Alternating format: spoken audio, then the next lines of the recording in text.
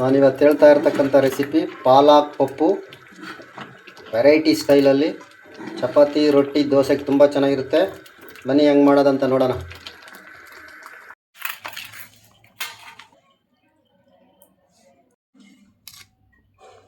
ಐದರಿಂದ 10 ನಿಮಿಷದ ಮುಂಚೆ ನೆನೆಹಾಕಿ ತೊಳೆದಿಟ್ಟಿರ್ತಕ್ಕಂಥ ತೂರ್ ದಾಲು ತೊಗರಿಬೇಳೆ 1 ಕಪ್ಪಷ್ಟು,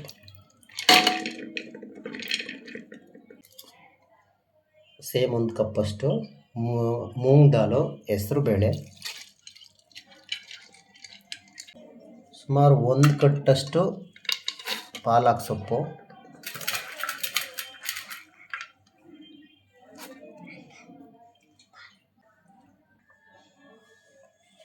medium size 2 tomato, medium size 2 ಈರುಳ್ಳಿ, 6 ರಿಂದ 8 ಹಸಿಮೆಣಸಿಕಾಯಿ ಸೀಳಿರೋ ಅಂಥದ್ದು,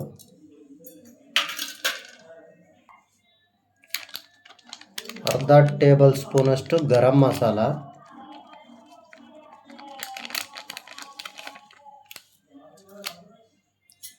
ಒಂದು ಟೇಬಲ್ ಸ್ಪೂನಷ್ಟು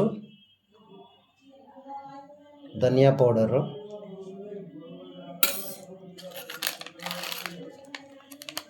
ಸ್ವಲ್ಪ ಅರಿಶಿಣ.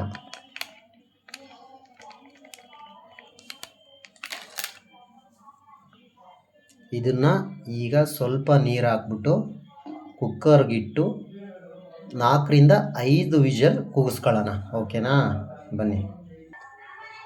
ಸ್ಟವ್ ಮೇಲೆ ಇಟ್ಟಿದ್ದೀನಿ. ಪಾಲಕ್ ಸೊಪ್ಪಲ್ಲಿ ನೀರಿನಂಶ ಇರೋದ್ರಿಂದ ನೀರು ಸ್ವಲ್ಪ ಕಡಿಮೆ ಹಾಕ್ಕೊಳ್ಳಿ. ಒಂದು 1/2 ಲೀಟ್ರಷ್ಟು ಹಾಕ್ಕೊತಾ ಇದ್ದೀನಿ.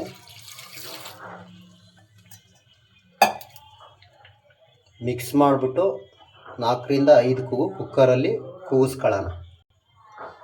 ನಿಮಗೆ ತಿಳಿ ಬೇಕಾದರೆ ಸ್ವಲ್ಪ ನೀರು ಆ್ಯಡ್ ಮಾಡ್ಕೊಳ್ಳಿ, ಗಟ್ಟಿ ಬೇಕಾದರೆ ಒಂದು 3/4 ಲೀಟ್ರಷ್ಟು ಹಾಕ್ಕೊಳ್ಳಿ. ನೋಡಿ, ಎಲ್ಲ ಚೆನ್ನಾಗಿ ಮಿಕ್ಸ್ ಮಾಡಿ ಒಂದು 3/4 ಲೀಟ್ರಷ್ಟು ನೀರು ಹಾಕ್ಬಿಟ್ಟು ಈಗ ಕುಕ್ಕರ್ನ ಮುಚ್ತಾ ಇದ್ದೀನಿ. 4 ರಿಂದ 5 ವಿಷಲ್ ಹಾಕ್ಸ್ಕೊತೀನಿ. ಈ ಥರ ಆಗಿದೆ. ಇದನ್ನು ಸ್ವಲ್ಪ ನೈಸ್ ಮಾಡ್ಕೊಳ್ಳೋಣ,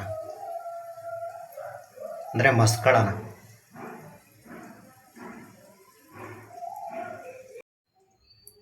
ಸ್ವಲ್ಪ ಕೊತ್ತಂಬರಿ ಸೊಪ್ಪು, ನಿಮಗೆ ಎಷ್ಟು ಬೇಕೋ ಅಷ್ಟು ಉಪ್ಪು ಈಗಲೇ ಹಾಕ್ಕೊಳ್ಳಿ, ಮಿಕ್ಸ್ ಮಾಡ್ಕೊಳ್ಳಿ. ಒಗ್ಗರಣೆ ಕೊಡೋಣ ಬನ್ನಿ. 3 ರಿಂದ 4 ಟೇಬಲ್ ಸ್ಪೂನಷ್ಟು ಎಣ್ಣೆ,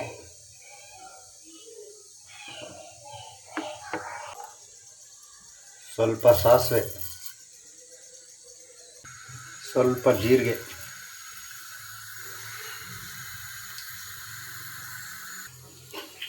ಜಜ್ಜಿರ್ತಕ್ಕಂಥ ಬೆಳ್ಳುಳ್ಳಿ 7 ರಿಂದ 8 ಪಾಯಿ,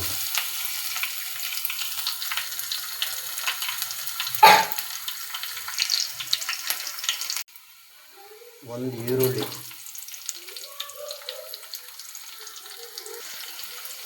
2 ರಿಂದ 3 ಒಣಮೆಣಸಿಕಾಯಿ, ಸ್ವಲ್ಪ ಕರ್ಬೇವಿನ ಸೊಪ್ಪು, ಡ್ರೈ ಕರ್ಬೇವಿನ ಸೊಪ್ಪು ಹಾಕ್ತಾಯಿದ್ದೀನಿ. ಹಸಿದು ಬೇಕಾದರೆ ಯೂಸ್ ಮಾಡ್ಬೋದು. ನೋಡಿ, ಈಗ ಇದನ್ನು ಮಿಕ್ಸ್ ಮಾಡೋಣ.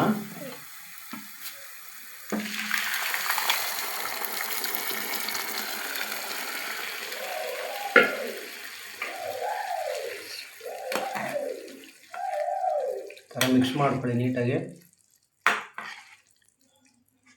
ಇದನ್ನು ಈ ಥರ ಮಿಕ್ಸ್ ಮಾಡಿದ್ದಾದಮೇಲೆ ಮತ್ತೆ ಒಂದು 2 ಕುದಿ ಕುದಿಸೋಣ. ಇನ್ನೊಂದು 2 ಕುದಿ. ನೋಡಿ, ಸ್ವಲ್ಪ ಹೊತ್ತು ಕುದಿಸಿದ್ದೀನಿ.